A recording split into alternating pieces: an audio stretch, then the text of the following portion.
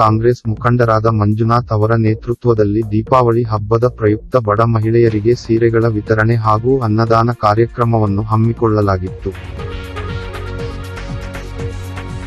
BTM ವಿಧಾನಸಭಾ ಕ್ಷೇತ್ರ ಶಾಸಕರಾದ ರಾಮಲಿಂಗಾರೆಡ್ಡಿ, ಮಾಜಿ ಬೆಂಗಳೂರು ಮೇಯರ್ ಮಂಜುನಾಥ ರೆಡ್ಡಿ ಹಾಗೂ ಅನೇಕ ಗಣ್ಯ ವ್ಯಕ್ತಿಗಳು ಕಾರ್ಯಕ್ರಮದಲ್ಲಿ ಭಾಗವಹಿಸಿದರು.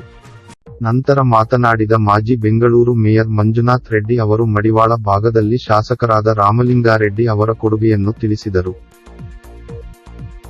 ರೇಷನ್ ಕಿಟ್ ಅನ್ನು ಮನೆಗೆ ತಲುಪಿಸುವಂತ ಒಂದು ಕಾರ್ಯಕ್ರಮವನ್ನು ಈ ಭಾಗದಲ್ಲಿ ಮಾಡಿದ್ವಿ. ಈ ಭಾಗದಲ್ಲಿ ಅಲ್ಲ, ಇಡೀ ಬಿಟಿಎಂ ವಿಧಾನಸಭಾ ಕ್ಷೇತ್ರ ಇರ್ಬೋದು, ಜಯನಗರ ವಿಧಾನಸಭಾ ಕ್ಷೇತ್ರ ಇರ್ಬೋದು. ಸೊ ಮತ್ತೆ ಅದೇ ರೀತಿ ಆಟೋ ಡ್ರೈವರ್ಗಳು ಸಹ ಅವ್ರಿಗೆ ಎಕ್ಸ್ಟ್ರಾ ಕಿಟ್ ಕೊಡೋ ಮೂಲಕ ಮಾಡಿದ್ವಿ. ಅಂಗನವಾಡಿ ಕಾರ್ಯಕರ್ತರಿಗೆ ಮತ್ತು ಏನು ನಮ್ಮ ಮಡಿವಾಳ ಸಮಾಜದವರು ಏನಿದ್ದಾರೆ ಅವ್ರಿಗೆ ಆದಂಥ ಒಂದು ಸ್ಪೆಷಲ್ ಆಗಿ ಬೇರೆ ಬೇರೆ ಕಿಟ್ಗಳು, ಹೀಗೆ ಬೇರೆ ಬೇರೆ ವಿವಿಧ ಹಂತದಲ್ಲಿ ಯಾರು ಕಷ್ಟಕ್ಕಿದ್ದಾರೆ ಅಂಥವ್ರಿಗೆಲ್ಲರೂ ರೇಷನ್ ಕಿಟ್ ಕೊಡೋ ಮೂಲಕ ಇಡೀ ಕರ್ನಾಟಕಕ್ಕೆ ಮನೆ ಮಾತಾಡಿರೋರು ಯಾರಾದರೂ ನಾಯಕರಿದ್ದರೆ ಅದು ರಾಮಲಿಂಗಾರೆಡ್ಡಿ ಸಾಹೇಬರು ಅಂತ ನೀವು ಹೆಮ್ಮೆಯಿಂದ ಹೇಳ್ಕೋಬೋದು.